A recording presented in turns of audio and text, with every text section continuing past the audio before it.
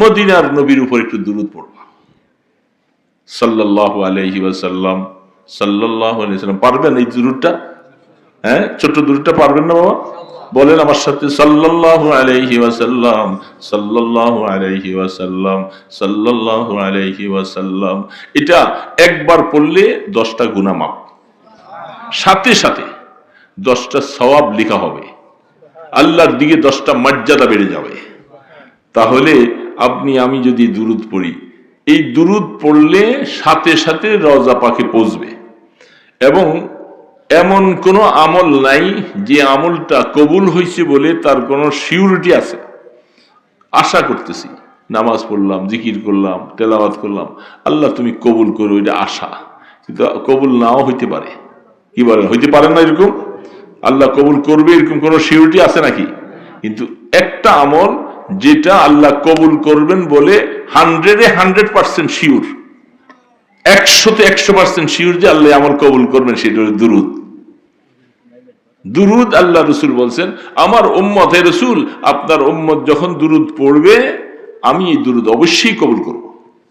এই জন্য দুরূদ আল্লাহ কবুল করবে। এই জন্য যে কোনো আমল করব আগে পিছে দুরূদ থাকবে, তাহলে এই আমল দুরূদ কবুল, আমলও কবুল। হাদিসের মধ্যে আল্লাহ রাসূল বলেন, কুল্লু মাউলুদিন ইউলাদু আলাল ফিতরাহ আবাওয়াহু ইউহাফিদানিহি ওয়া ইউনাসসিরানিহি ওয়া ইউমাজ্জিসানিহি। আল্লাহ পাক বলে, আমি দুনিয়াতে পাঠাইবার সময় তাদের তকদিরের মধ্যে ঈমানদার লিখছিলাম। দুনিয়াতে আসবার সময় সবাইকে ঈমানদার বানাইয়া দুনিয়াতে পাঠাইছি। আসার পরে মা বাবার পরিবেশে যাইয়া কেউ ঈমানদার থাকছে আর কেউ কাফের মুশরিক হয়ে গেছে। বুঝে আসছে কথা? এই জন্য আল্লাহ পাক বলেন যে আমাকে দোষ দিতে পারবে না, আমি বানাবার সময় তোমার তকদিরে ঈমান রাখছিলাম, তুমি পরিবর্তন হয়ে গেছো তোমার মা বাবার সংস্পর্শে যাইয়া। তো এই ছেলেটা ইহুদির ছেলে, তার মৃত্যুর সময় কাছে গেছে। ছেলেটা বালেগ হয়েছে এমন সময় অসুস্থ হইয়া মৌতের বিছানায়। আল্লাহর হাবিব রাহমাতে দো আলম, কত দয়ালু নবী, তিনি খবর পাইয়া ওই ইহুদির বাড়িতে গেছে, সাথে সাহাবারা ছিলেন। যাওয়ার পরে তার শিউরের পাশে রসুল যেয়া বসছে। ইহুদি মনে মনে চিন্তা করছে, আমার ছেলেটাকে মোহাম্মদ দাওয়াত দিতে আসছে। আল্লাহ রসুল পাশে যেয়ে বলতেছে, তুমি কলেমা পড়ো, দুনিয়ার থেকে তো চলেই যাইবা, তোমার মৃত্যু খুব ঘনঘনাটে সময়, তুমি কলেমা পড়ো।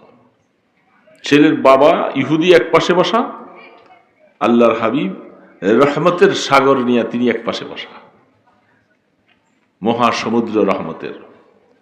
এই প্রস্তাব দিয়েছে। ছেলেটা এখন চিন্তা করতেছে, বাবা এক পাশে বসা, আমি ঈমান আনলে তো বাবা রাগ করবে, সারা জীবন খাওয়াইছে, পালছে, ওষুধ চিকিৎসা দিছে, এখন কি করি? তো একবার বাবার চেহারার দিকে চায়, আবার রসুলের চেহারার দিকে চায়। তো বাবা বুঝছে যে আমার ছেলেটা আসলে মওতের সময় সে ঈমান আনতে চায়। তখন বাবা বলছে, তোমার ইচ্ছা, আমার কিছু নাই, তুমি যা মনে চাও, তুমি তোমার বাপদাদার ধর্ম থাকতে পারো অথবা মুহাম্মদের কলেমাও পড়তে পারো। ঠিক ছেলেটা ওই সময় সাথে সাথে পড়েছে, লা ইলাহা ইল্লাল্লাহ মুহাম্মাদুর রাসূলুল্লাহ সাল্লাল্লাহু। বাস কলেমা পড়া শেষ, মওত হয়ে গেছে। আল্লাহ রসুল খুব খুশি যে আমার একটা উম্মত জাহান্নামী হয়ে গেছিল, জীবনের শেষ অবস্থায় এসে কলেমা পড়ছে, এখন সে জান্নাতি।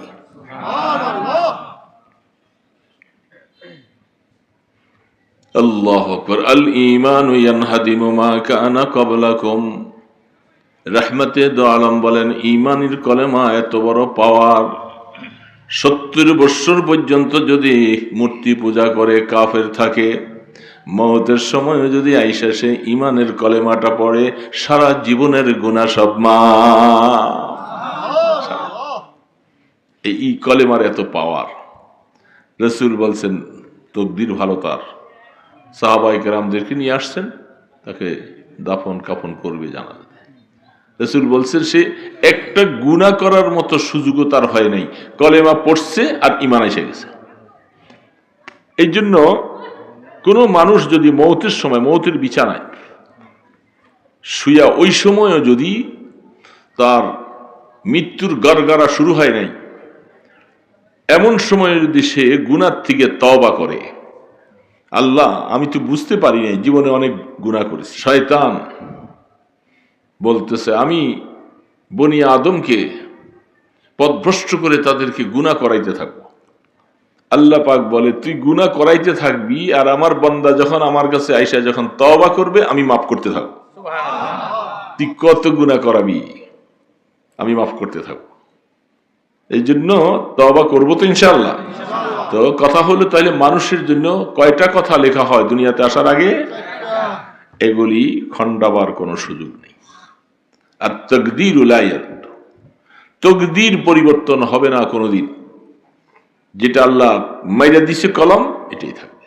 এই জন্য যা কিছু চেষ্টার পরে বলে এটা বুঝবো কেমন করে আমার কপালে কি লিখছে, এটা হলো চেষ্টার পরে যখন দেখবা যে বারবার চেষ্টা করছো আর ফলতেছে না, তখন বুঝবা যে এটা আমার তকদির ছিল।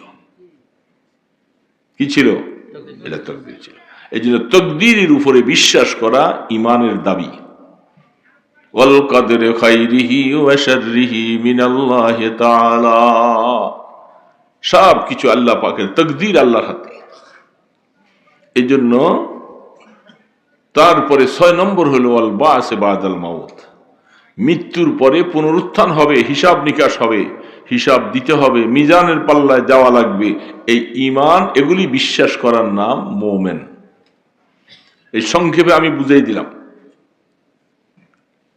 অনেকে হয়তো এই কলেমাটা আরবিতে জানে না, কিন্তু বাংলায় এই শব্দগুলি মনে রাখা দরকার, তাহলে সে মুমিন হবে। তো আল্লাহ পাক মুমিনের কিছু বৈশিষ্ট্য বলছেন। আমরা এখানে যারা বসছি আমরা মুমিন তো বাবা? বলেন সবাই আলহামদুলিল্লাহ। আমরা কি? আল্লাহ আমাদেরকে দয়া করে আমাদের তকদির ভালো লিখছেন, আমাদেরকে মুমিন হিসেবে আল্লাহ লিখছেন।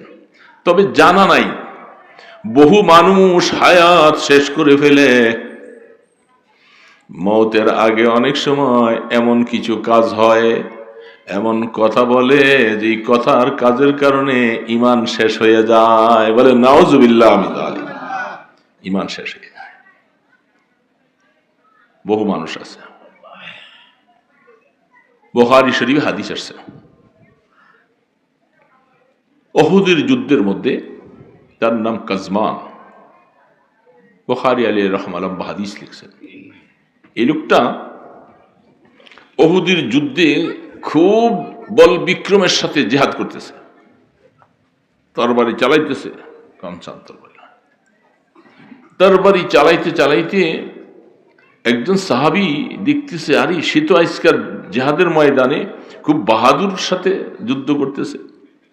দৌড়ে আয়েশা আল্লাহ রসুলকে বলতেছেন, ওগো আল্লাহর হাবিব, ওই কাজমান নামীয় যে লোকটা, সে আজকে এমন যুদ্ধ করতেছে আমরা কেউ তার সাথে পারবো না, আজকের সওয়াব তো সব সেই পাবে। খুব আশ্চর্য হইসা বললেন। আল্লাহ রসুল ঘটনা শোনার পরে বলেন ওয়াহুয়া ফিল আহলিন নার, সাথে সাথে রসুল বলতেছেন সে তো জাহান্নামী। বুঝলেন ব্যাপারটা? বুঝতেছেন কথাটা? সে কি? অথচ তার কাজ দেখে সাহাবী বলতেছে সে জান্নাতে সবার আগে চলে যাবে। এত কাজ করতেছে, এত ভালো কাজ, জিহাদের ময়দানে খুব বল বিক্রমের সাথে জিহাদ করতেছে। যে রাহমাতে দো আলমের কাছে আয়েশা যখন বলল, রাসূল ঘোষণা দিয়ে দিলেন ওয়াহুয়া মিন আহলিন নার, সে জাহান্নামী। বলেন তো এবার সারা দুনিয়া পাল্টাইলে রাসূলের কথার পরিবর্তন হবে?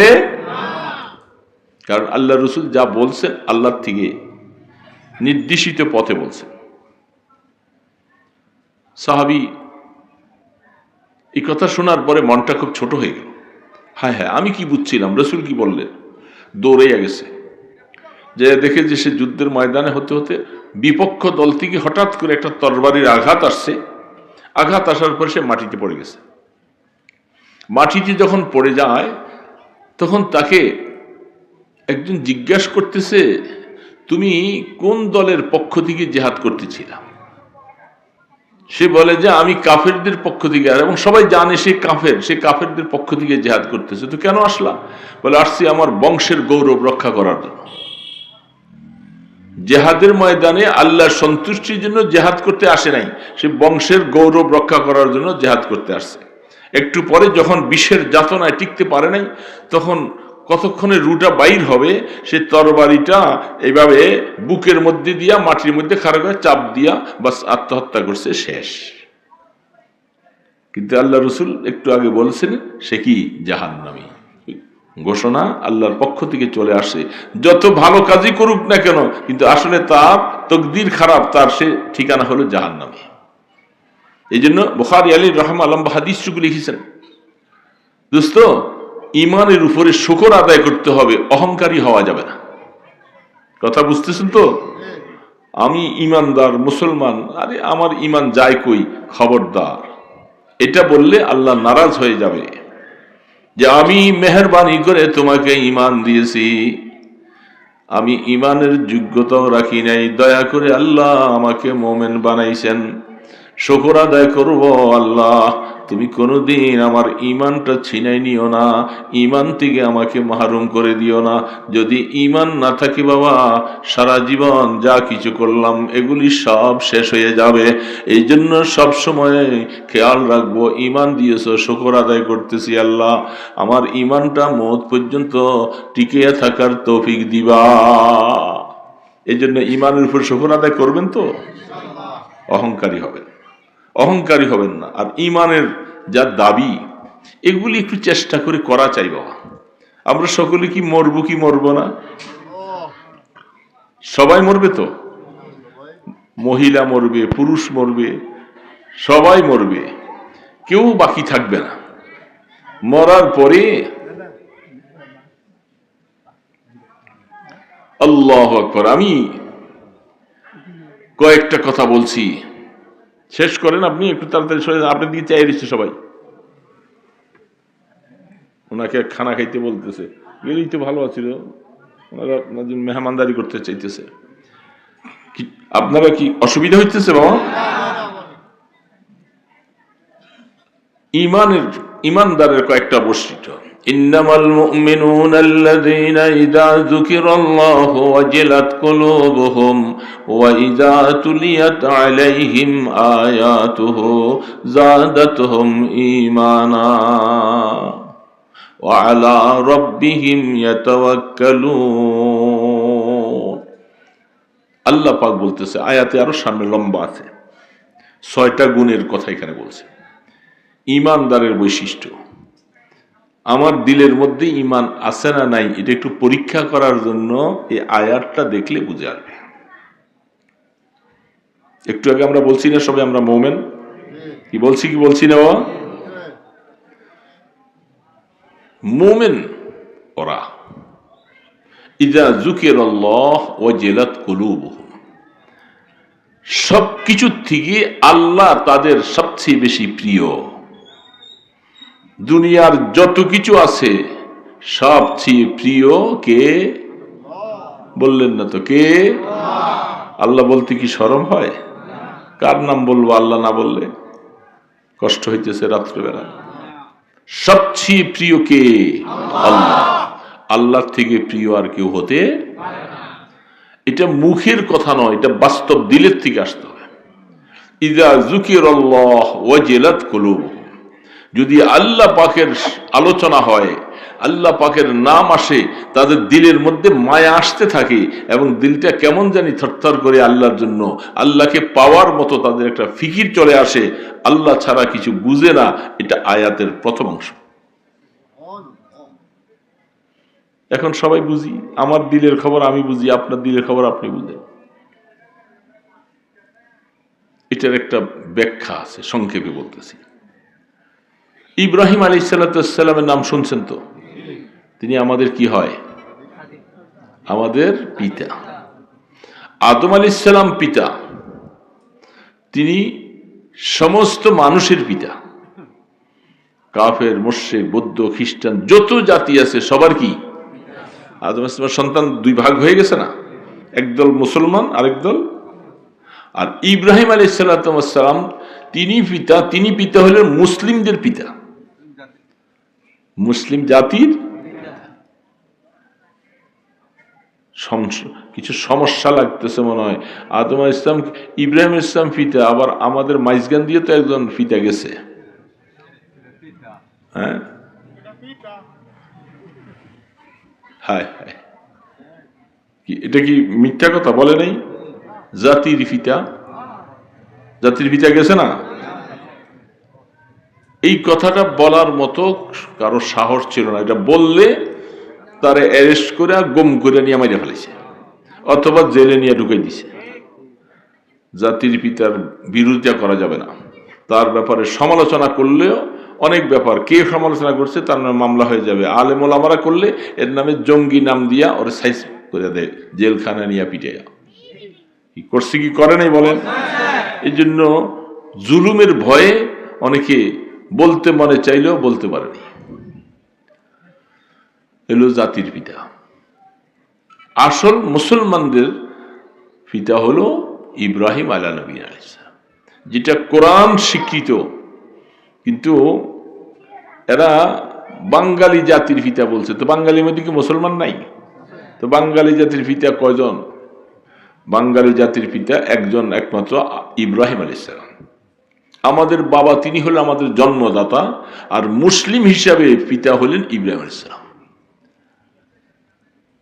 এখন লেখা আছে হাইওয়ে পদ্মা সেতুর ওই যে এক্সপ্রেস আব্দুল্লাহপুর, এখানে আমাকে হুজুররা লিখে দিছে জাতির পিতা ইব্রাহিম আলাইহিস সালাম। এটা এখনো আছে। আমরা দোয়া করি যেন সামনে যারাই ক্ষমতা আসবে তারা যেন এটাকে বহাল রাখে, এটা যেন কেউ আর ফেলে না দেয়। এটি হওয়া উচিত। জাতির পিতা ইব্রাহিম, মুসলিম জাতির পিতা, অমুসলমানদের পিতা ইব্রাহিম আলাইহিস সালাম না। কারণ ইব্রাহিম আলাইহিস সালাম মূর্তি ভাঙছে, ভাঙে নাই। এখন আমরা কেবল মূর্তি বানাইছি। আমগো দেশের সরকার কি বানাইছে? মূর্তি বানাইছে। আর ইব্রাহিম আলাইহিস সালাম মূর্তি বানাইছে। তো এখন যারা মূর্তি কেবল বানায় তাদের পিতা ইব্রাহিম আলাইহিস সালাম হইতে পারে না। যারা মূর্তি ভাঙে তাদের পিতা ইব্রাহিম আলাইহিস সালাম। এর জন্য মনে রাখা লাগবে, মুসলিম জাতির পিতা মিল্লাতা আবিকুম ইব্রাহিম হুয়া সাম্মাকুমুল মুসলিমিন। আল্লাহ পাকের কোরআন বলছে যে আমাদেরকে মুসলিম করে নামকরণ করেছেন হযরত ইব্রাহিম আলাইহিস সালাম। তো তিনি জীবনে এত পরীক্ষা আল্লাহ পাক তার নিয়েছেন, আল্লাহু আকবার। এর একটা পরীক্ষা হলেই তো আমরা সব ঈমান হারা হয়ে যাব, আমরা টিকতে পারবো না। এত পরীক্ষা দিয়েছেন ইব্রাহিম আলাইহিস সালাম। অনেক পরীক্ষা দিয়ে আল্লাহ পাক, আল্লাহর ফেরেশতা জিবরিল আলাইহিস সালাম বলেন, আল্লাহ আপনার ইব্রাহিম আপনার গোলামি করে, ইবাদত করে, তার একটু আমি পরীক্ষা করতে চাই যে আপনার জন্য সে কতটুকু নিবেদিত, আপনার জন্য তার মায়া কত, আমি একটু পরীক্ষা করব। আল্লাহ পাক বলে, জিবরিল তুমি কি পরীক্ষা করবা, যাও আমার ইব্রাহিমকে তুমি কি পরীক্ষা করতে চাও? ইব্রাহিম আলাইহিস সালামের অনেকগুলি মেষ, দুম্বা, ওট এগুলি অনেক ছিল। এগুলি সব জঙ্গলের মধ্যে চড়তেছে। জঙ্গলের এক পাশে একটা ছদ্মবেশে, ফকিরি ভেষে একজন মানুষ বসা আল্লাহ পাকের জিকির করতেছে। বসে বসে লা ইলাহা ইল্লাল্লাহ, লা ইলাহা ইল্লাল্লাহ। এটা মজা আছে না নাই বলেন তো? জিকিরে মজা আছে? আমরা তো অনেক সময় সুযোগ পাইও করি না, আমার মা বোনরাও করে না। জিকির করব তো ইনশাআল্লাহ, নিরিবিলি বসে মসজিদের কোনায়, ঘরের কোনায় বসে বসে আসেন, জিকির করবেন। তো তিনি জিকির করতেছে, এত মজা, স্বাদ, এবং নবীর নাম নিয়ে ইব্রাহিম খলিলুল্লাহ, কলেমার শেষে ওই জামানায় নবীর নাম। ইব্রাহিম আলাইহিস সালাতু ওয়াস সালাম তিনি পাশে দিয়া যাইতেছে, খবরও নাই, উনি জিকির করতেছে। ইব্রাহিম ইসলাম দাঁড়িয়ে গেলেন। আর এত সুন্দর করে আল্লাহর নামে জিকির করতেছে, কেটা এই লোকটা? আস্তে আস্তে পাশে গেছে। পাশে ওনাকে দেখা উনি জিকির বন্ধ করে দিয়েছে। বন্ধ করে দেওয়ার পর উনি বলছে, ভাই আপনি কে? এত সুন্দরভাবে আল্লাহর জিকিরটা করলেন, আপনি জিকিরটা খুব মজা লাগতেছিল, আপনি আরেকটু জিকিরটা করেন, আমার একটু শুনতে ভালো লাগে। যারা জিকির মজা লাগে তারা অবশ্যই নিজের মুখে হোক অথবা কেউ জিকির করতে থাকলে শুনতে ভালো লাগে। কি বলেন, ভালো লাগে কি লাগে না?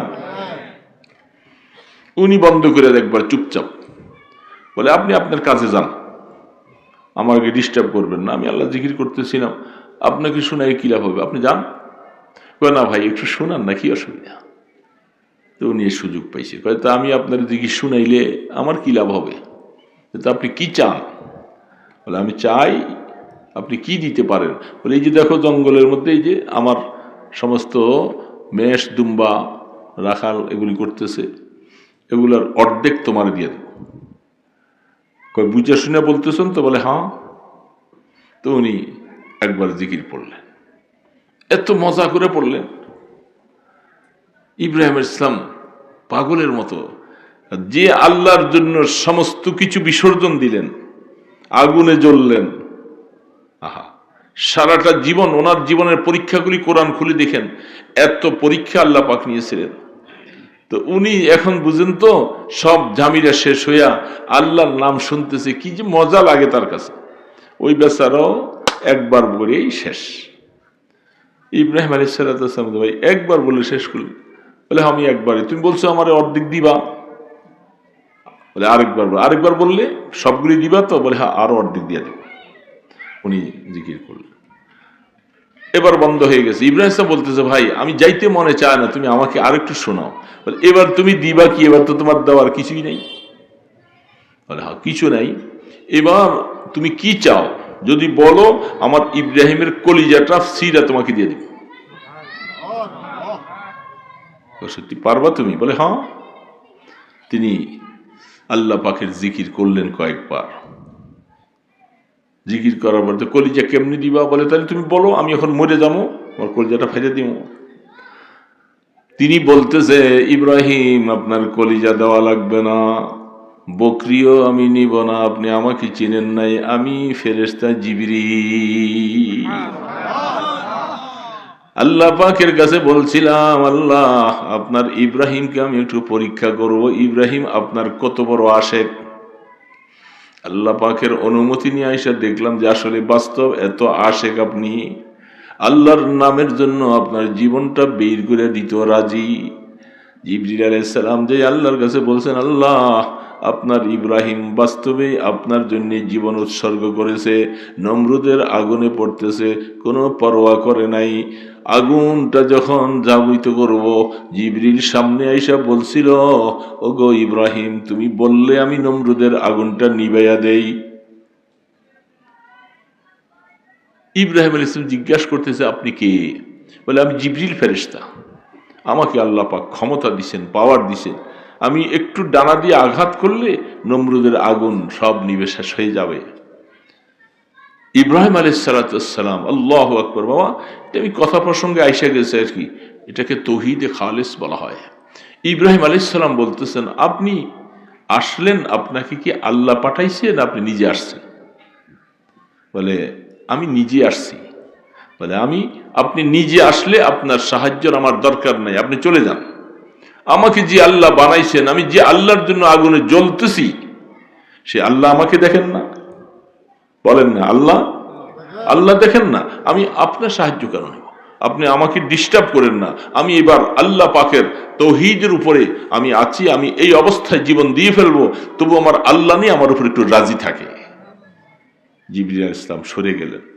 জিবরিল আলাইহিস সালাম দেখছে যে আসলে ইব্রাহিম আল্লাহর জন্য এত নিবেদিত, জীবন সব বিলীন করে দিতে পারে, কিন্তু ইব্রাহিম আলাইহিস সালাম অনর।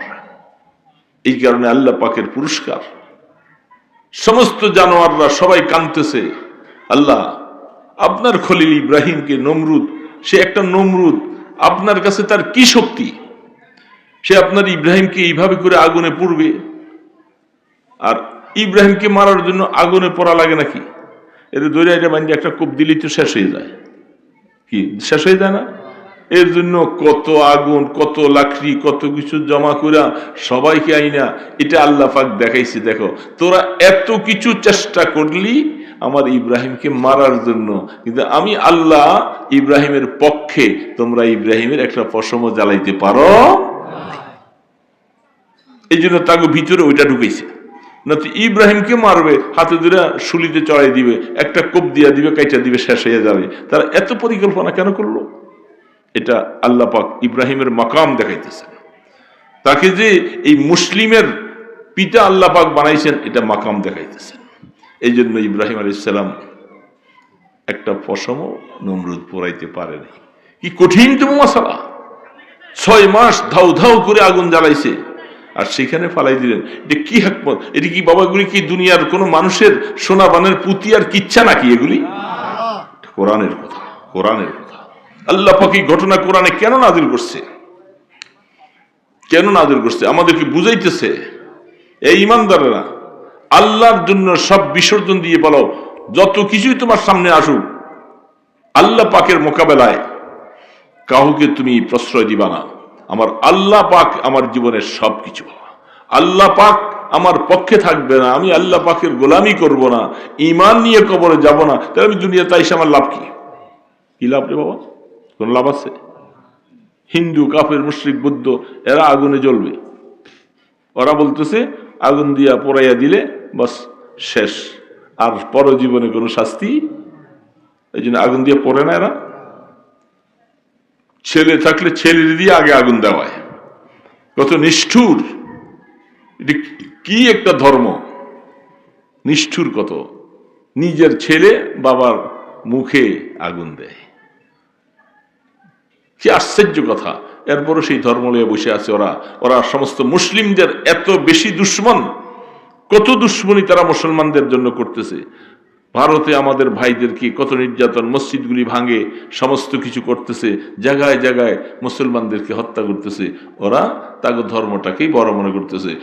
ভালো যদি আকল যদি আল্লাহ তাদেরকে দিত, তাহলে আমরা এই মূর্তি পূজা করে এই মা বাবাকে আগুনে পোড়াইয়া আমরা এই ধর্ম পালন করতেছি। এটা কোন ধর্ম? যেটার মধ্যে যত রকমের মদ খাইতে পারে, যত রকমের মাগিবাজি করতে পারে, এগুলি হলো তাকে ধর্মের বৈশিষ্ট্য। বাবা, ছেলে, মেয়ে সবাই একসাথে মদ খায়, ড্রিঙ্ক করে, সব নাচতে থাকে একই অবস্থায়। ছেলে, মেয়ে, বাবা সব এগুলি একসাথে শোয়ে, ভিন্ন আলাদা তাদের ইয়েও নাই। এই জন্য এদের পূজাগুলার মধ্যে অনেক সময় মাঝে মধ্যে আমরা আশপাশে দিয়ে আসতে থাকলে দেখি কি আশ্চর্য, কি বকাটে ছেলেবেলেগুলি তাদের সাথে মেয়েগুলি যেভাবে থাকে। ওই আসতেছিলাম ওই দিন গাড়ি দিয়া, তারা কি করে এগুলি ভাষায় বলা যায় না। মেয়েগুলার উপরে কিভাবে করে তারা আক্রমণ করে, কিভাবে করে তাদের শরীরের মধ্যে হাত দেয়, টাচ করে, এগুলি এটা ধর্ম। এটা দিয়ে তারা পূজা করে। এটা কি কোন ধর্ম হতে পারে? এই জন্য মুসলমান ভাইরা বোঝার দরকার যে ইব্রাহিম আলাইহিস সালাম আল্লাহর জন্য নিবেদিত সবকিছু, আল্লাহর জন্য সবকিছু তিনি বিসর্জন দিয়েছেন। এই জন্য আমাদের কথা হলো মুমিন বৈশিষ্ট্য এটা, ইন্নামাল মুমিনুনা আল্লাযীনা ইযা যুকিরাল্লাহ ওয়াজিলাত কুলুবুহুম। অন্তরের মধ্যে মায়া লাগবে আল্লাহর জন্য। কি বলেন, মায়া লাগে কি লাগে না বাবা? মায়া লাগাবার চেষ্টা করব না তো? আসছে না, মেহমান আসছেন, একজনকে জানো কি আসলো, বারো উঠতেছে।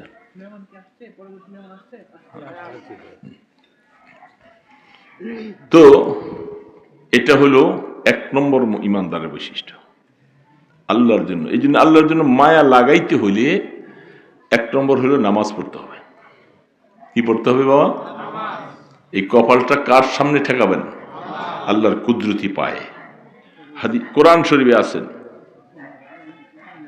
ইয়াউমা ইউদাউনা ইলা সুজুদ, কিয়ামতের ময়দানে আল্লাহ পাক সমস্ত ঈমানদার, কাফের, মুশরিক সবাইকে যখন উঠাবে, আল্লাহ পাক বলবে, তোরা আমাকে দুনিয়াতে সেজদা করছিলি? তো সবাই বলবে, হ্যাঁ আল্লাহ করছি। সেদিন তো মহাবিপদ, উপায় নাই।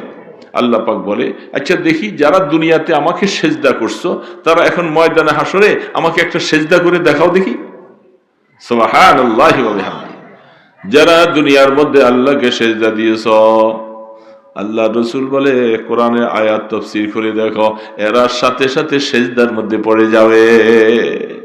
যারা কাফের মুশরিক বেঈমান, যারা সেজদা করে নাই আল্লাহকে, এরা সেজদা দিবার জন্য মুমিনদের সাথে চেষ্টা করবে। আল্লাহ তাদের কোমরটাকে সোজা করে দিবে, সেজদা করতে পারবে না, কোমর বাঁকা হবে না, হাঁটু বাঁকা হবে না, সেজদা দিতে যায় পড়ে যাবে, পারবে না। আল্লাহ পাক বলে পরীক্ষা হয়ে গেল, দুনিয়াতে তোমরা আমাকে সেজদা করো না। বুঝছেন বাবা? বিশ্বাস করেন? কোরআন শরীফ বলছে এটা, ইয়াউমা ইউদাউনা ইলা সুজুদ, যারা অহম সালিমুন, দুনিয়ার মধ্যে সেজদার জন্য বলা হয়েছিল, সেজদা করে নাই, কিয়ামতের ময়দানে পারবে না। আমরা ঈমানদারেরা সেজদা করব তো ইনশাআল্লাহ বাবা? করব না সবাই? এই যুবক বাবাজিরা, জমিননগরের মানুষ, সেজদা করব না ইনশাআল্লাহ? কি অপরাধ দে বাবা? আল্লাহ পাক তোমার কাছে কি একটু সেজদা পায় না? এই খাওয়া দাওয়া, চলা ফেরা, চক্ষু নাসিকা, হাত পা কান সব কিছু আল্লাহ দিলেন, আল্লাহ কি একটা সেজদার মালিক না? এটা বাবা, আমার আল্লাহ কি একটা সেজদা পাইতে পারে না? কেমন করে এত ভুলে গেল আল্লাহকে? কেমনে ভুলে গেলা? যাওয়া তো লাগবে তার কাছে, ভুলে কি করবা? কোথায় যাইবা? পালাবার জায়গা নাই। মৌতের থেকে পালাইতে পারবে কেউ? কেউ পালাইতে পারবে না। মৌতের সময় আজরাইল আলাইহিস সালাম ঈমানদারের রূহ কবজ করবে, জান্নাত থেকে রেশমি রুমালটা নিয়ে আসবে, সুগ্রাণে মুখরিত হয়ে যাবে। আসার পরে বলবে, ওখরুজি রাদিয়াতাম মারদিয়া, হে মুমিন, তুমি আল্লাহর উপরে সন্তুষ্ট অবস্থায়, আল্লাহ তোমার উপরে সন্তুষ্ট, তুমি আল্লাহ পাকের প্রতিদানের উপরে খুশি, তুমি বেরিয়ে আসো। রুহটা গপ করে রেশমি রুমালে চলে যাবে, ফেরেশতা পেছাইয়া আসমানের দিকে উঠে যাবে, আর সুগ্রাণ চতুর্দিকে মুখরিত হবে। ফেরেশতারা বলবে, মারহাবাম বিকুম, মারহাবাম বিকুম। আহ, এত সুন্দর রুহটা কার? কার এত রুহটা? আসমানের গেট খুলে দিবে, সপ্তম আসমান থেকে উপরে সেই রুহটা সেখানে ইল্লিয়িনের মধ্যে নিয়ে পৌঁছাই দিবে। আর কাফের মুশরিক বেঈমান নাফরমান জাহান্নাম থেকে একটা সালার টাট দুর্গন্ধময় নিয়ে আসবে, এটা দেখে রূহ পালাইতে থাকবে, শরীরের লোমকূপের গোড়ায় গোড়ায় রূহ পালাইতে থাকবে। আজরাইল ইসলাম বলবে, আরে নাফরমান, পালাবি কোথায়? কোথায় পালাবি? এইভাবে চাপ দিয়ে যখন আনবে, আস্তে আস্তে রুটা আসবে, আর পালাবার জায়গা নাই, তখন গপ করে ধরে এমন জোরে টান দিবে, জানটা শেষ হয়ে যাবে, বেরিয়ে যাবে। বলে যে এই জন্য মৌতের কষ্ট কাকে বলে সেই সময় বোঝা যাবে। একটা জীবিত বকরি উপরে দিয়ে মাথা উঠে, পা উঠাইয়া চামড়াগুলি টানলে যেরকম কষ্ট, এর থেকে বেশি কষ্ট, এত কষ্ট। এই জন্য পালাবার কোনো সুযোগ তোরে নাই বাবা। তো আল্লাহকে একটু সেজদা দিবা না? কই যাইবা? কি করবা দুনিয়াতে বৈশা বৈশা? আল্লাহ কেন পাঠাইছে তোমারে? তোমার কি আল্লাহ একটা সেজদা তোমার থেকে আল্লাহ পায় না? হ্যাঁ, তুমি শ্বশুর বাড়ি যাও, ব্যবসায় যাও, ঘুরতে যাও, বন্ধু বান্ধবের আড্ডায় যাও, কম্বল মরু দিয়া শুয়ে থাকো, সব কিছুই তুমি করতে পারো, তো আমার আল্লাহ কি দোষ করলো তোমার কাছে? একটা সেজদা আল্লাহ পায় না? কত বড় কঠিন হৃদয় হয়ে গেলি, একটা সেজদা আল্লাহকে দিবা। এই জন্য আল্লাহকে যারা সেজদা দেয়, বিশ্বাস রাখো, আল্লাহ তাদেরকে মাফ করে দিবেন, মাফ করে দিবেন। যে গোলাম, আমার গোলাম আমাকে সেজদা দিয়েছে। সেজদার থেকে উপকারী এবং আল্লাহর কাছে প্রিয় অন্য কোনো আমল নাই। সবচেয়ে বড় আমল হলো সেজদা। কোরআন আল্লাহ পাক বলছেন, তুমি সেজদা লাগাও আর আমি আল্লাহর কাছে আসো, কাছে আসো, আমি আল্লাহ তোমাকে টানে আমার কোলে নিয়ে যাব সেজদা দেয়। এই জন্য আল্লাহ সুবহানাহু ওয়া তাআলা বলেন, মুমিনের বৈশিষ্ট্য আল্লাহ পাককে তুমি স্মরণ করো। এই জন্য নিরিবিলি বসে বাবা একটু আল্লাহর জিকির করবা, দেখবা আল্লাহর জন্য একটু মায়া আসবে। নামাজ পড়তে তোমার মনে চাইবে, আমি আল্লাহকে তো ডাকলাম, আমি কেমনি নামাজটা ছেড়ে দিই? নামাজের সময় হলে তুমি যত ব্যস্ততায় হোক না, দৌড়ে যেয়ে তুমি নামাজটা পড়বা। আলু ক্ষেতের পাশে বসে থাকবা, যদি হাজারো ব্যস্ত থাকো, অজু করে সেখানে হলে তুমি নামাজ পড়ো, ওইখানে একটা কিছু বিষয়ে তুমি আল্লাহকে সেজদা দাও। এটা আল্লাহ পাক এই মুমিনের জন্য বৈশিষ্ট্য, যে মসজিদ ছাড়াও যেখানে সে নামাজ পড়বে, আল্লাহ নামাজ তার কবুল করবে। মসজিদে শুধু যেতে হবে তা নয়, কৃষক মানুষ আছে, ব্যস্ত মানুষ আছে, ওইখানে সে নামাজে দাঁড়িয়ে গেছে। আল্লাহ পাক বলে, দেখো আমার গোলাম আমাকে ভুলে নাই। এই জন্য আল্লাহকে সেজদা দিব না? এই জন্য আল্লাহকে সেজদা দিতে হলে একটু আল্লাহর জিকির নিরিবিলি করুন।